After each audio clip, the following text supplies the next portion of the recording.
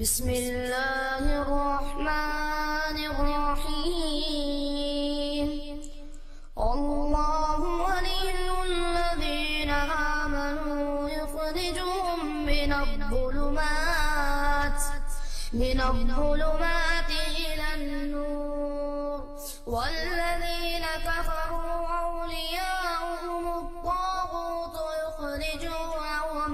يخرجونهم من النور إلى الظلمات أولئك أصحاب النار هم فيها خالدون. السلام علیکم ورحمۃ اللہ وبرکاتہ. الحمد للہ رب العالمین والصلاة والسلام على سید الانبیاء والمرسلین وعلى آلہ وصحبہ اجمعین اما بعد. محترم حاضرین، سیرت صحابہ میں آج ہم جس شخصیت کا ذکر کرنے جا رہے ہیں یہ صحابہ میں مقام اور مرتبے کے اعتبار سے تیسرے نمبر کے صحابی ہیں. حضرت ابو بکر اور حضرت عمر کے بعد انہی کا درجہ ہے. ان کا نام نامی ہے حضرت عثمان غنی رضی اللہ تعالیٰ. حضرت عثمان غنی کا تعلق قریش کے مشہور خاندان بنو امیہ سے تھا. آپ کا نسب اس طریقے سے ہے: عثمان بن عفان بن ابی العاص بن امیہ بن عبد شمس بن عبد مناف. اللہ کے رسول صلی اللہ علیہ وسلم کے نسب سے اور آپ کے نسب میں عبد مناف میں دونوں نسب جا کر کے مل جاتا ہے. یعنی عبد مناف جو تھے یہ حضرت عثمان کے بھی گرینڈ فادر تھے، ان کے بھی جد اعلیٰ تھے، اور اللہ کے رسول صلی اللہ علیہ وسلم کے بھی جد اعلیٰ تھے. ان کا جو خاندان تھا بنو امیہ تھا اور اس خاندان کے سردار آپ مانے جاتے تھے. حضرت عثمان کی جو ماں تھی ان کا نام تھا عروہ بنت قریظ، اور وہ اللہ کے رسول صلی اللہ علیہ وسلم کی پھوپھی حضرت ام حکیم کی بیٹی تھی. گویا کہ حضرت عثمان غنی اللہ کے رسول صلی اللہ علیہ وسلم کی پھوپھی کے نواسے تھے. حضرت عثمان غنی کو ذو النورین بھی کہا جاتا ہے، دو نور والے. کیوں دو نور والے کہا جاتا ہے؟ کیونکہ آپ کے نکاح میں اللہ کے رسول صلی اللہ علیہ وسلم کی دو بیٹیاں آئی تھیں. پہلے آپ کا نکاح حضرت رقیہ سے ہوا تھا، اور ان کے انتقال کے بعد پھر اللہ کے رسول نے اپنی دوسری بیٹی ام کلثوم بھی آپ کے نکاح میں دی تھی. یہ پوری دنیا میں، پوری تاریخ میں اکلوتی شخصیت ہے جن کے نکاح میں کسی پیغمبر کی دو بیٹیاں ہیں. اسی لیے اس فضیلت میں حضرت عثمان غنی کا کوئی ثانی نہیں ہے، ان کے ساتھ کوئی شامل نہیں. حضرت عثمان غنی اسلام کب لائے؟ اللہ کے رسول صلی اللہ علیہ وسلم کی نبوت کا ابتدائی دور تھا، جب آپ ابھی اسلام کی تبلیغ کر رہے تھے، اور ابھی آپ نے حضرت ارقم کے گھر کو اپنا مرکز نہیں بنایا تھا دعوت کا. اس کے پہلے ہی حضرت عثمان غنی اسلام لے آئے تھے. حضرت عثمان غنی اسلام کیسے لائے؟ حضرت ابو بکر کی کوششوں سے لائے. حضرت ابو بکر نے ان کو سمجھایا اور کہا کہ یہ پتھر کے بت جن کی ہمارے باپ دادا عبادت کرتے تھے، ہم بھی ان کی عبادت کرتے ہیں. کیا یہ عقل میں آنے والی بات ہے؟ جو یہ اندھے، گونگے، بہرے اور نفع نقصان کے مالک نہیں ہیں، ان کو اپنا رب مانتے ہیں. اس طریقے سے حضرت ابو بکر نے ان کو کنونس کیا، اور ایک مرتبہ کی گفتگو میں حضرت عثمان غنی مطمئن ہو گئے، اور پھر حضرت ابو بکر ان کو اللہ کے رسول کے پاس لے کر کے آئے، اور آ کر کے انہوں نے اسلام قبول کیا. حضرت عثمان غنی نے دور جاہلیت میں بھی کبھی شراب نہیں پی. دور جاہلیت میں بھی، اسلام کے پہلے کی جو زندگی ہے اس زندگی میں بھی کبھی زنا نہیں کیا، اور ان تمام چیزوں سے آپ پاک رہے. حضرت عثمان غنی کے فضائل کی اگر ہم بات کریں تو صحیح بخاری کی روایت حضرت عبداللہ بن عمر کہتے ہیں کہ ہم لوگ اللہ کے نبی کے زمانے میں حضرت ابو بکر کے برابر کسی کو نہیں سمجھتے تھے. پھر حضرت ابو بکر کے بعد حضرت عمر کے برابر کسی کو نہیں سمجھتے تھے. پھر حضرت عمر کے بعد حضرت عثمان غنی کے برابر کسی کو نہیں سمجھتے تھے.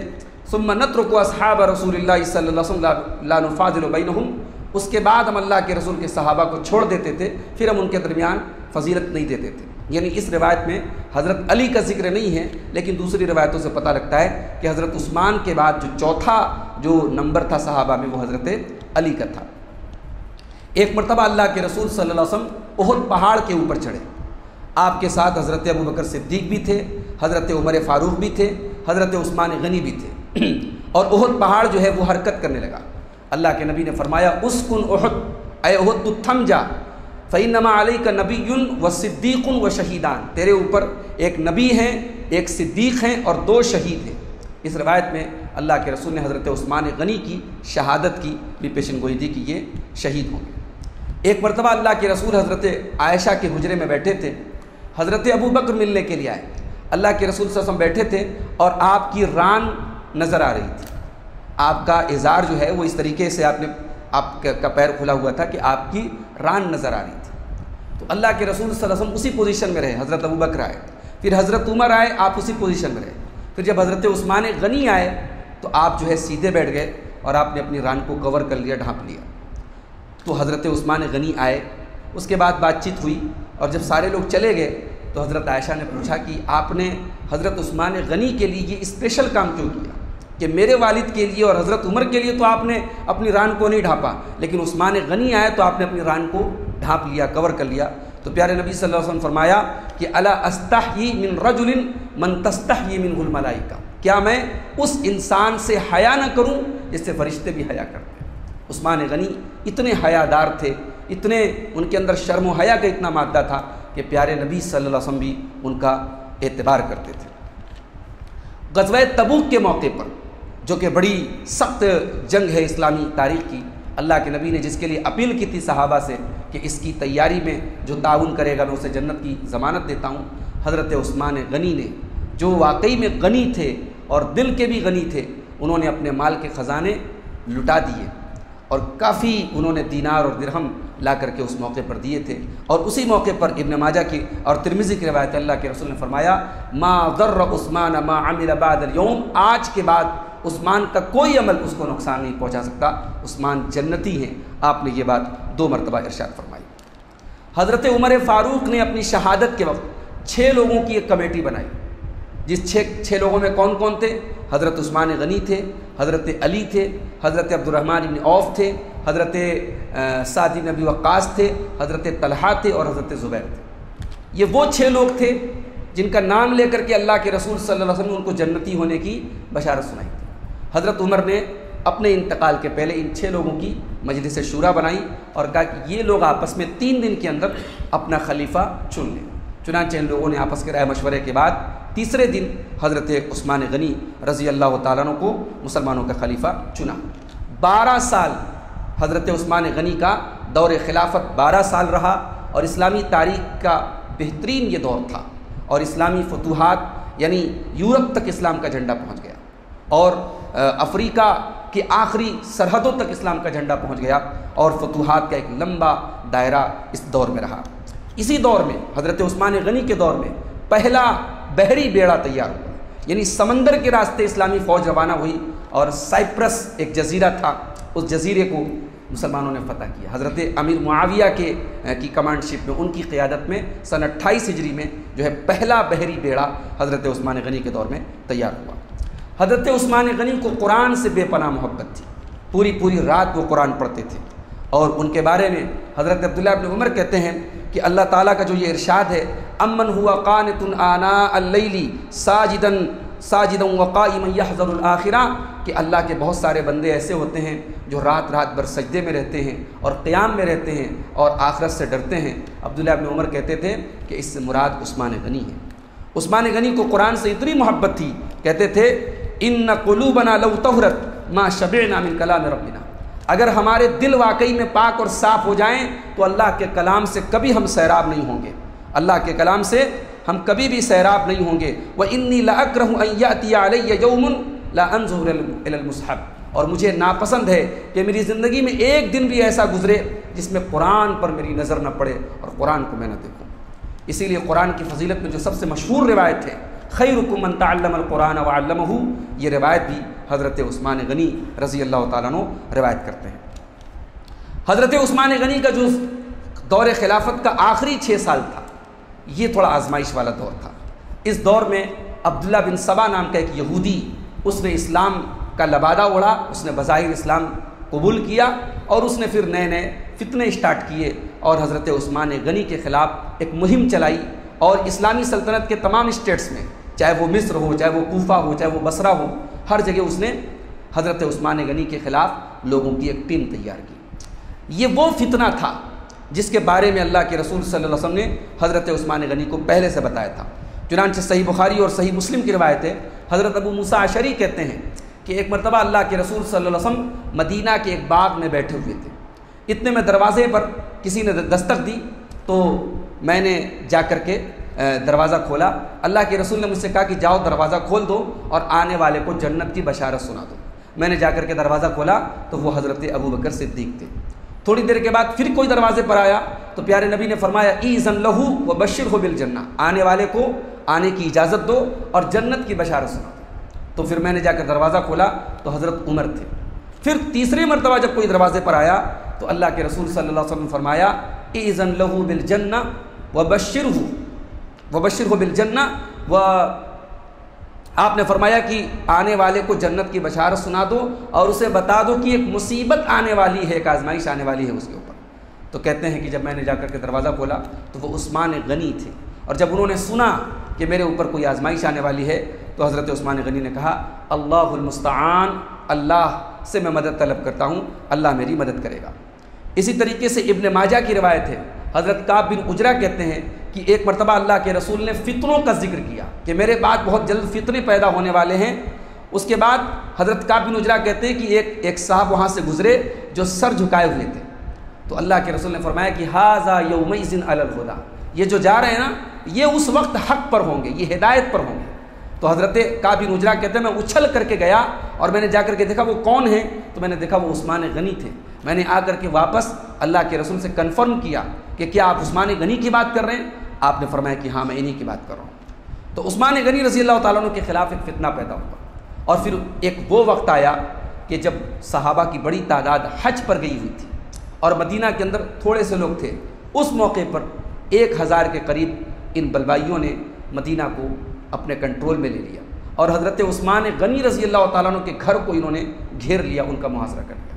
اس موقع پر جو صحابہ موجود تھے اور جو حضرت عثمان غنی کا ڈیفنس کرنا چاہ رہے تھے، حضرت عثمان غنی کی طرف سے سخت تاکید تھی کہ یہ مدینۃ الرسول ہے، یہ نبی کا حرم ہے، اور نبی کے اس حرم میں اپنی ذات کے لیے کسی ایک مسلمان کا خون میں بہنے نہیں دوں گا، کوئی میرے دفاع میں میرے ڈیفنس میں کوئی تلوار نہیں اٹھائے گا۔ یہ سختی سے حضرت عثمان غنی نے لوگوں کو منع کیا تھا۔ حضرت عثمان غنی کو جب یہ پتہ لگا کہ یہ لوگ یعنی اس حد تک چلے گئے ہیں کہ 80 سال کی عمر تھی اس وقت حضرت عثمان غنی کی، ایک 80 سال کا بوڑھا اور ایک وہ انسان جو نبی کی زبان سے کئی بار جنتی ہونے کی بشارت سن چکا ہے، جو نبی کا داماد رہ چکا ہے اور جن کی پوری زندگی اسلام کی خدمت میں گزری ہے، آج ان کو قتل کرنے کی بات ہو رہی ہے۔ تو عثمان غنی نے، حضرت سہل بن حنیف کہتے ہیں کہ اس وقت میں حضرت عثمان غنی کے گھر جب پہنچا تو حضرت عثمان نے کہا کہ یہ لوگ مجھے قتل کرنے کی بات کر رہے ہیں۔ میں نے اللہ کے رسول صلی اللہ علیہ وسلم کو فرماتے ہوئے سنا کہ کسی مسلمان کا خون بہانا جائز نہیں ہے سوائے 3 حالتوں میں، جو مرتد ہو جائے اسلام قبول کرنے کے بعد اسلام چھوڑ دے، یا جو شادی شدہ ہو کر کے زنا کرے، یا تیسری صورت یہ ہے کہ کوئی کسی کو ناحق قتل کر دے۔ اور اللہ کی قسم ما زنیت فی جاہلیت ولا اسلام، نہ تو میں نے دور جاہلیت میں کبھی زنا کیا، نہ اسلام کی حالت میں کیا، اور اسلام قبول کرنے کے بعد میں نے کبھی یہ تمنا نہیں کی کہ اس ہدایت کے بدلے مجھے کچھ اور مل جائے، اور نہ میں نے کبھی کسی کو قتل کیا۔ فَبِمَا يَقْتُلُونَنِي، تو یہ لوگ کس بات پر مجھے قتل کرنے کی بات کر رہے ہیں۔ بہرحال 18 ذی الحجہ سن 35 ہجری کو یہ دردناک حادثہ پیش آیا، اور ان بلوائیوں نے حضرت عثمان غنی کو تقریباً 1 مہینے تک ان کے گھر میں محصور کرنے کے بعد اور بھوک و پیاس سے تڑپانے کے بعد ان کے گھر میں گھس کر کے ان کو قتل کیا۔ اور جس وقت ان کو قتل کیا، عثمان غنی رضی اللہ تعالیٰ عنہ قرآن کریم کی تلاوت کر رہے تھے، اور قرآن کریم کی اس آیت پر، سورہ بقرہ کے پہلے پارے کی اس آیت پر ان کے خون کے چھینٹے گرے۔ فَسَيَكْفِيكَهُمُ اللَّهُ وَهُوَ السَّمِيعُ الْعَلِيمُ، کہ ان قریب اللہ تعالیٰ ان لوگوں کے لیے کافی ہو جائے گا، اللہ سب کچھ سننے والا جاننے والا ہے۔ چنانچہ عثمان غنی کے جتنے قاتل تھے اس میں سے کوئی جو ہے نیچرل موت نہیں مرا، سب قتل ہوئے، سب کو بعد میں ان سے جو ہے حضرت معاویہ نے اور دیگر صحابہ نے ان سے انتقام لیا۔ لیکن بہرحال یہ جو حضرت عثمان غنی کی شہادت تھی، یہ اسلام میں فتنوں کا دروازہ یہیں سے کھلا۔ مسلمان کی تلوار جو مسلمان کے لیے اٹھنا شروع ہوئی تو اس دن سے اٹھی اور آج تک وہ جو ہے چل رہی ہے۔ مسلمان کا خون مسلمان کے لیے جو حلال ہوا وہ آج تک جو ہے وہ سلسلہ چلا رہا ہے۔ جب حضرت عثمان غنی کی شہادت کی خبر حضرت سعد بن ابی وقاص کو لگی تو انہوں نے ہاتھ اٹھا کے دعا کی، اللہم اندمہم وخذہم، اے اللہ عثمان غنی کے قاتلوں کو تو اس حال میں پہنچا دے کہ وہ شرمندہ ہو جائیں اور تو ان کو پکڑ دے۔ اور یہ جو بددعا حضرت سعد بن ابی وقاص بڑے مستجاب الدعوات تھے، ان کی دعا اور بددعا بہت جلدی قبول ہوتی تھی، ان کی دعا نے کام کیا اور سارے قاتلین عثمان جو ہے وہ برباد ہوئے اور ناکام ہوئے۔ حضرت حذیفہ نے کہا تھا کہ اول الفتن قتل عثمان، پہلا فتنہ اس امت کی تاریخ میں عثمان غنی کا قتل ہے اور آخری فتنہ ہوگا دجال کا فتنہ۔ تو یہ عثمان غنی ہے۔ ہمارے نوجوانوں کے لیے عثمان غنی رضی اللہ عنہ کی سیرت میں ایک بہت اہم چیز یہ ہے کہ اپنے اندر حیا پیدا کریں، اپنے اندر حیا پیدا کریں، بے حیائی سے بچیں، بے غیرتی سے بچیں، شرم و حیا اور غیرت کا مادہ پیدا کریں۔ اور دوسرا سبق ہمارے مالداروں کے لیے ہے، اسلام کے لیے جب بھی ضرورت پڑی عثمان غنی نے اپنی دولت کے دروازے کھول دیے۔ مدینہ میں میٹھے پانی کا صرف ایک کنواں تھا، اس کا نام تھا بئر روما۔ مسلمانوں کو وہ پانی یہودیوں سے خریدنا پڑتا تھا۔ اللہ کے رسول نے صحابہ سے کہا، ہے کوئی جو بئر روما کو خرید کر کے مسلمانوں کو وقف کر دے؟ عثمان غنی اس انتظار میں نہیں تھے کہ لوگ آگے بڑھیں اور لوگ سپورٹ کریں، عثمان غنی نے اپنے پیسے سے وہ کنواں خریدا اور مسلمانوں کو وقف کر دیا۔ مسجد نبوی کے بازو میں ایک زمین تھی، مسجد نبوی تنگ پڑ رہی تھی، اللہ کے رسول نے کہا کہ ہے کوئی کہ اس زمین کو خرید کر کے مسجد کے لیے وقف کر دے؟ عثمان غنی نے اپنے پیسے سے اس زمین کو خرید کر کے مسلمانوں کو وقف کر دیا۔ مدینہ میں قحط پڑا، مدینہ میں اناج کی قلت ہو گئی اور اناج کے بیپاری اناج کو مہنگی قیمتوں میں بیچنے لگے۔ عثمان غنی نے اپنے قافلے کو ملک شام سے اناج کا بھرا قافلہ منگایا اور وہ سارا اناج مدینہ کے غریبوں میں تقسیم کر دیا۔ تو اس طریقے کی بے شمار مثالیں ہیں۔ تو عثمان غنی کی حیا، عثمان غنی کی سخاوت اور عثمان غنی کی قرآن کی تلاوت ہم سب کے لیے نمونہ ہے۔ اللہ سے دعا ہے رب العالمین ہمیں عثمان غنی رضی اللہ عنہ سے اور تمام صحابہ کرام سے محبت کرنے کی توفیق عطا فرما۔ اللہ ہمیں ان کے نقش قدم پہ چلنے کی توفیق عطا فرما۔ اللہ ہمارے دلوں میں بھی قرآن کی محبت پیدا فرما۔ آمین۔ وآخر دعوانا ان الحمد للہ رب العالمین۔ السلام علیکم ورحمۃ اللہ۔